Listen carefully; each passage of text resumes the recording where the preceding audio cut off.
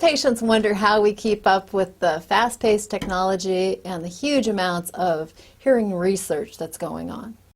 Part of our brand is that we are well educated and aware of what's going on in our field, not just clinically but in terms of research. So that puts a huge burden on us to stay informed.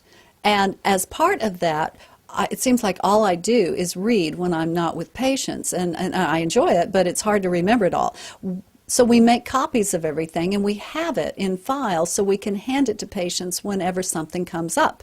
They like it and it helps us remember things that we might forget otherwise. So right now we have, this is just a recent batch of information on tinnitus, and it comes from a wide variety of sources. So we have the recent article in the New Yorker.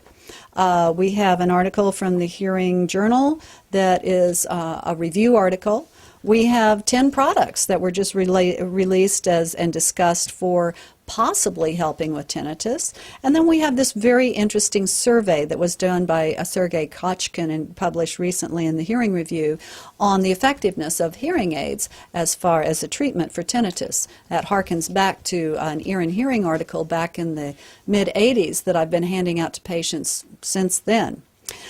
Then we read widely, and that helps with our communication with our patients. Here is something from February in the National Law Journal, about hearing loss litigation.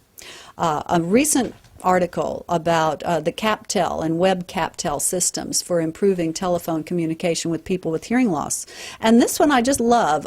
David Hawkins just did this on that 1995 hearing aid that people are getting, and we had an engineer come in just the other day and said, well, for 20 bucks I thought I'd order it and just play with it and see what it does. Do you know what it does? And we said, well, we don't know, but we don't think it's very good. And then here came this article, so I was able to give it to the patient on Thursday, and he was tickled, and we had a really good time with that.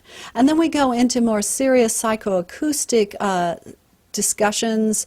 We need to be well informed ourselves. We don't necessarily hand out the articles on things like dead zones, but we want to make sure we're well informed so we can discuss them. We also try and have fun, but we are practical. We have articles, books such as Sex After 60, which is in large print, but also has really a very useful article, 3 pages long, on hearing problems for people who want to have sex but can't hear each other.